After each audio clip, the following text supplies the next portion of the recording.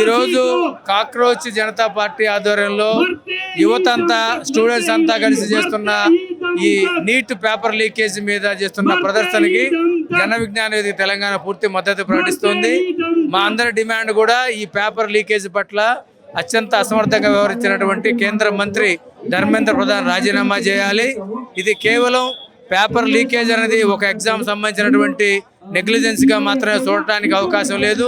ఇది మొత్తంగా విద్యా వ్యవస్థలో ప్రభుత్వ విధానాలకు సంబంధించినటువంటి ఫెయిల్యూర్గా జన విజ్ఞానం అభిప్రాయపడుతుంది. దీనికి కారణమైనటువంటి NTA నేషనల్ టెస్టింగ్ ఏజెన్సీని మొత్తంగా రద్దు చేయాలి. న్యూ ఎడ్యుకేషన్ పాలసీని కూడా ఉపసంహరించుకోవాలి. ఈ రకంగా విద్యా వ్యవస్థని ఓవరాల్ చేయడం ద్వారానే కేంద్ర ప్రభుత్వం నుంచి సెంట్రలైజేషన్గా ఉన్నటువంటి విద్యారంగాన్ని రాష్ట్రాల కాంకరెంట్ సబ్జెక్ట్ ఇది. అట్లా కాకుండా కేంద్ర ప్రభుత్వం దీన్ని అటానమీని రాష్ట్రాల అటానమీని లాక్కుంటుంది. దీన్ని వ్యతిరేకిస్తూ ఈ జరుగుతున్న పోరాటానికి జన విజ్ఞానం తన పూర్తి మద్దతు తెలియజేస్తుంది. అంటే ఇక్కడ కేంద్ర ప్రభుత్వం అంటుంది వీళ్ళంతా ఫేక్ చేసే వాళ్ళంతా ఫేక్, నిజమైన విద్యార్థులు కాదు, పరీక్ష రాసిన వాళ్ళు కాదు అంటున్నది బీజేపీ నాయకులు అంటున్న మాట. దీన్ని ఎట్లా చూస్తారు మీరు? పరీక్ష రాసే వాళ్ళే పోరాటం చేయాల్సిన అవసరం లేదు. పరీక్ష రాసే విద్యార్థికి ఒక కుటుంబం ఉంటుంది. ఆ కుటుంబాలన్నీ కలిస్తేనే సమాజం ఉంటాయి. కాబట్టి ఆ కుటుంబంలో ఉన్నటువంటి వ్యక్తులు, ఆ కుటుంబంతో పాటు ఈ సమాజంలో ఉన్న పౌర సమాజం కలిస్తే ఈ రకంగా పోరాటాలు వస్తాయి తప్పితే కేవలం బాధితులు మాత్రమే స్పందించాలన్నది ప్రజల మధ్య ఒక అనైక్యతను సృష్టించడానికి పాల్గొలు చేసే ఒక దుష్ట పన్నాగం మాత్రమే. ఇది ఎటువంటి వ్యాలిడీకి నిలబడే ఆర్గ్యుమెంట్ కాదు. రైట్. మరి రాష్ట్రంలో విద్యా వ్యవస్థ పరిస్థితి ఏంటి? రాష్ట్రంలో విద్యా వ్యవస్థ పరిస్థితి ఏంటి? తెలంగాణ రాష్ట్రం కూడా దురదృష్టవశాత్తు ప్రభుత్వం వేరైనప్పటికీ కూడా ఇప్పటికీ కూడా కేంద్ర ప్రభుత్వం తీసుకొచ్చినటువంటి నేషనల్ ఎడ్యుకేషన్ పాలసీ మీద స్పష్టమైనటువంటి విధానాన్ని మన రాష్ట్ర ప్రభుత్వం చేయట్లేదు. అంతేకాకుండా ఇటీవల కాలంలో మన సీఎం కూడా స్కూల్స్ని రేషనలైజ్ చేసే పేరుతో అనేక ప్రభుత్వ పాఠశాలలు మూసివేసే ఆలోచన చేస్తున్నారు.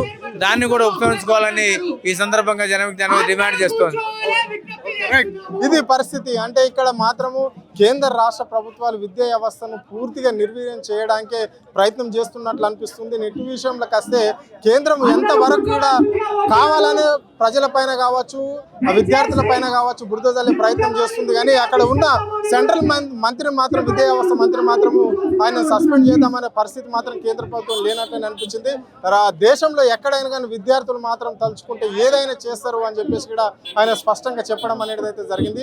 అదేవిధంగా ఇక్కడ రాష్ట్రంలో కూడా విద్యకు పేదలను దూరం చేసే విధంగానే ప్రభుత్వం ఒక చర్యలు తీసుకున్నట్లు అనిపిస్తుంది. పాఠశాలను మూసేస్తామని చెప్పేసి చెప్పడం ఎంతవరకు కరెక్ట్ అని చెప్పేసి కూడా ఆయన స్పష్టంగా చెప్పడం అనేది జరిగింది. అదే కానీ జరిగితే మాత్రం ఇక్కడ ఎంతో మంది విద్యార్థులు, పేద విద్యార్థులు నష్టపోయే పరిస్థితి ఉన్నది, విద్యకు దూరమయ్యే పరిస్థితి ఉన్నది అని చెప్పేసి కూడా ఆయన స్పష్టంగా చెప్పడం జరిగింది. मेरा नाम मानस है। तो मैं देखिए कॉफिन बना के आया हूँ, जैसे कॉफिन में डेड बॉडी को रखते हैं। मैं दिखाना चाहता हूँ जो हमारे स्टूडेंट्स का ड्रीम है, फ्यूचर है, एवरीथिंग सब कुछ इस कॉफिन के अंदर आ चुका है because of the current education system, because of the paper leaks.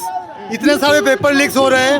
Last 12 साल में 90+ पेपर लीक्स हुआ है and 93,000 school has been closed, 7 lakh teacher vacancy. So our education minister कर क्या रहे हैं? There is lot of बहुत सारा फ्लॉज है और एजुकेशन सिस्टम में।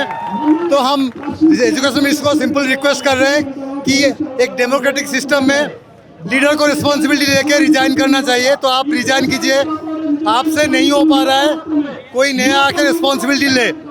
तो हमारा रिक्वेस्ट है धर्मेंद्र प्रधान जी को, please resign so that proper investigation should happen. 2024 में भी नीट पेपर लीक हुआ था, उसका इन्वेस्टिगेशन प्रॉपरली नहीं हुआ। अभी भी भरोसा नहीं है कोई इन्वेस्टिगेशन होगा। फिर से रीनीट हो रहा है, वो भी प्रॉपरली होगा नहीं होगा, लीक हो जाएगा वो भी पता नहीं।